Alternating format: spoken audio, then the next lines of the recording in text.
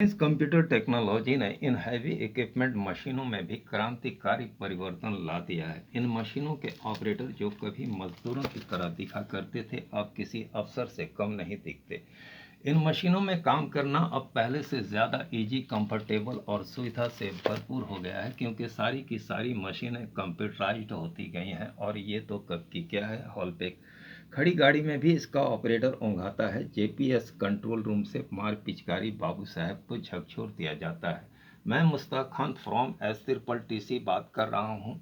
Mobile crane से better JCB या JCB से बेटर मोबाइल क्रेन के बारे में, कि दोनों में से किस मशीन का ऑपरेटर बनना बेटर यानी बेहतर होगा। सुधीजन सोच रहे होंगे कि मैं मोबाइल क्रेन की तुलना जेसीबी से क्यों कर रहा हूँ, जबकि मोबाइल क्रेन जेसीबी से बड़ी, बहुत बड़ी, बहुत महंगी मशीन है, जिसका ऑपरेटर आगे चलकर लाख से ऊपर की सैलरी पाता है।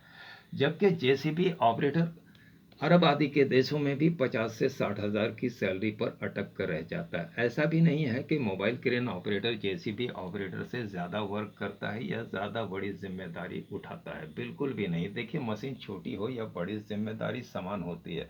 उसे रिस्क उठाना मत समझिएगा, क्योंकि इन मशीनों द्वारा किसी भी तरह का रिस्क नहीं उठाया जाता, ना उठाया जा सकता है। क्षमता अनुसार काम किया जाता है और एक ऑपरेटर को मशीन की क्षमताओं का ज्ञान होना बहुत ज़रूरी है, वरना वो रिस्क या जोखिम मोल लेगा जिसका दुष्परिणाम झेलना पड़ जाएगा। तो आइए बात करते हैं, जेसीबी आपके लिए मोबाइल क्रेन से बेटर या बेहतर कैसे हो सकती है। जी हाँ, ज़रूर हो सकती है, और थोड़ी बहुत नहीं, बहुत बहुत। कैसे, तो जानने के लिए वीडियो में अंत तक बने रहें।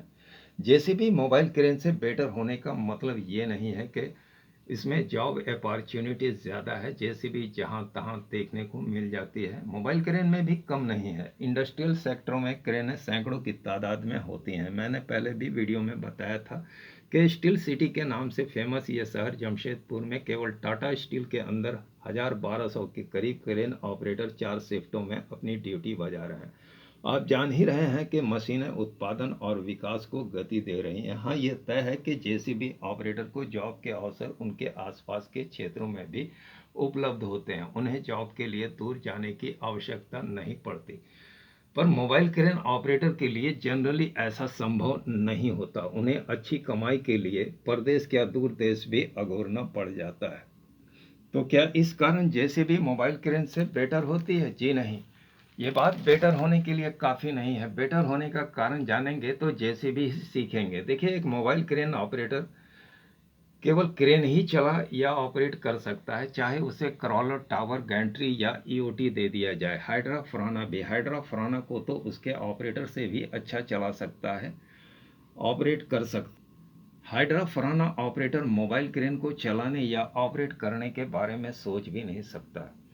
हाँ, क्रेन मालिक अकल के कोरा निकल जाए तो बात अलग है। वैसे हाइड्रा फराना ऑपरेटर मोबाइल क्रेन के लिए बाकायदा उसकी ट्रेनिंग लेते हैं, थियोरिटिकल और प्रैक्टिकल दोनों तरीके से। कहने का मतलब यह है कि एक मोबाइल क्रेन ऑपरेटर किसी भी तरह की क्रेन को चला या ऑपरेट कर सकता है, पर दूसरी क्रेन का ऑपरेटर मोबाइल क्रेन को चला या ऑपरेट नहीं कर सकता। विदाउट ट्रेनिंग ऐसा करने पर वो उसे बर्बाद कर सकता है। कैसे, तो जानने के लिए मेरे चैनल के अन्य दूसरी वीडियोस को भी वॉच कर लीजिएगा। उसी तरह मोबाइल क्रेन ऑपरेटर भी क्रेन के अलावा कोई दूसरी मशीन जैसे सावल, डोजर, ग्रेडर, लोडर, जेसीबी, पोगलेन आदि को चलाने या ऑपरेट करने की नहीं सोच सकता। वो उसे सुभाएगा या उससे संवरेगा भी नहीं। जबकि एक जेसीबी ऑपरेटर जेसीबी के अलावा मोबाइल क्रेन तो नहीं, पर shovel, dozer, grader, loader, hydra, Farana, excavator, Poclain, forklift भी चला सकता है।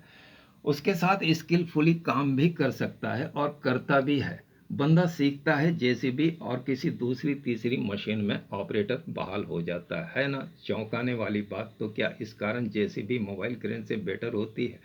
जी नहीं। बेटर होने का कारण बताऊंगा जो इन बातों से अलग होगा, पर आपको ये बता दूं कि एक जेसीबी ऑपरेटर के पास इतनी सारी मशीनों के ऑप्शन कैसे अवेलेबल हो सकते हैं। मान लिया जेसीबी एक मल्टीपर्पज मशीन है, कुछ के हो सकते हैं, पर इतनी मशीनों के ऑप्शन वो कैसे? तो देखिए, जेसीबी में एक महंगे मॉडल आते हैं 3CX या 6-in-1, जिसके द्वारा उन सभी मशीनों का काम वैकल्पिक रूप से सज जा सकता है और जाता भी है। कैसे, तो वो भी जान लीजिए।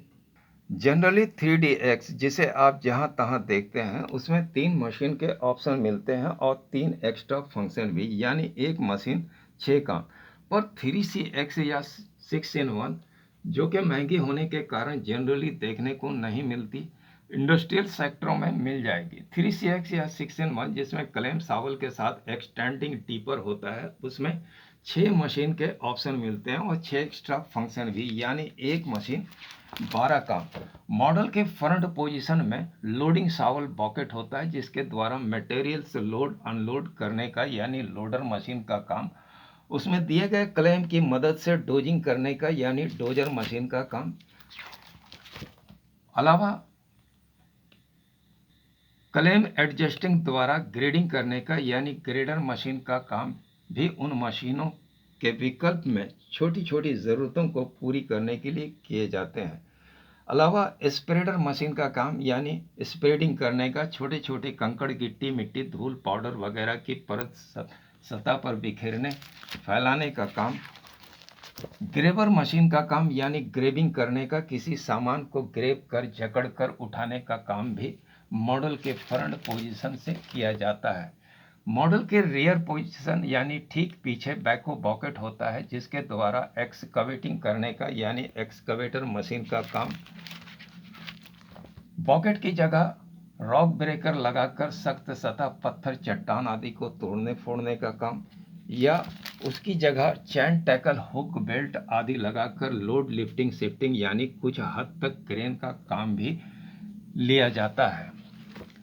इस मॉडल में बॉकेट का डीपर या आर्म एक्सटेंडेबल होता है, हाइड्रोलिक क्रेन के टेलीस्कोपिक बूम की तरह फैलने वाला, जो अधिकतम ऊंचाई गहराई और दूरी तक अटैचमेंट की पहुंच को आसान बना देता है।